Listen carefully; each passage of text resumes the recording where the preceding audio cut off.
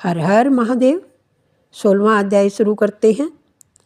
16वें अध्याय में राजपुरोहित जी कंचन मालिनी को प्रयागराज के संगम के स्नान के महत्व के बारे में वर्णन करते हैं।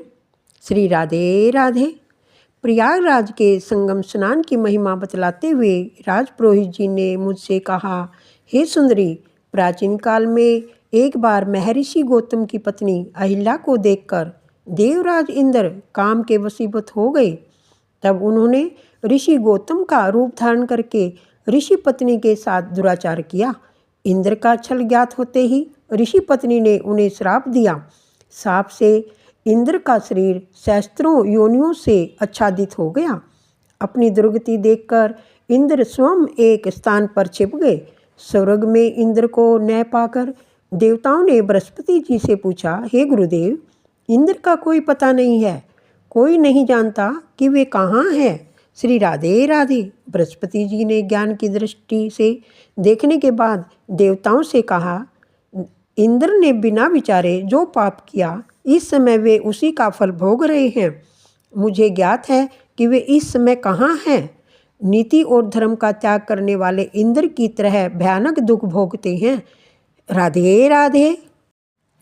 इसके बाद बृहस्पति जी इंद्र के पास पहुँचे तो इंद्र ने उनके चरण स्पर्श करके कहा, हे गुरुदेव, मेरी रक्षा करो तथा मेरे पाप का प्रायश्चित तथा इस कुरूपता के निवारण का कोई उपाय बतलाइए। बृहस्पति जी बोले, हे देवराज इंद्र, तुम्हारे पाप के प्रायश्चित का एकमात्र मार्ग यही है कि तुम मेरे साथ चलकर प्रयागराज में स्नान करो। इससे तुम पाप मुक्त होकर पूर्ण रूप प्राप्त करोगे। देवगुरु बृहस्पति जी के साथ इंद्र प्रयागराज गए और त्रिवेणी के पवित्र संगम में स्नान करके पाप मुक्त हो गए। इसके बाद बृहस्पति जी ने प्रसन्न होकर इंद्र को वर दिया, जिससे उनके शरीर पर आच्छादित सहस्त्रों योनियों का परिवर्तन सहस्त्रों नेत्रों में हो गया। श्री राधे राधे। इंद्र पाप मुक्त होकर और पहले से भी दिव्य रूप प्राप्त करके अमरावती लौट गए। इसलिए तुम भी अपना समस्त धन दीनहीनों में बांटकर प्रयागराज जाकर स्नान करो। तुम्हारा कल्याण होगा और तुम्हें सद्गति प्राप्त होगी।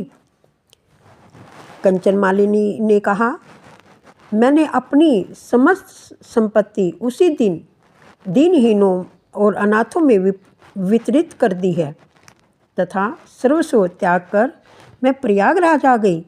संगम जल में मात्र 3 दिन स्नान करने से मेरे समस्त पाप नष्ट हो गए।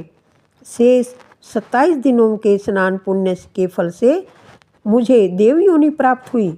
अब मैं देवी भगवती पार्वती की सखी बनकर कैलाश पर्वत पर क्रीड़ा करती हुई आ रही हूँ। प्रयाग में माघ स्नान के फल से मुझे अपने पूर्व जन्म का वृत्तांत भी याद आ गया है।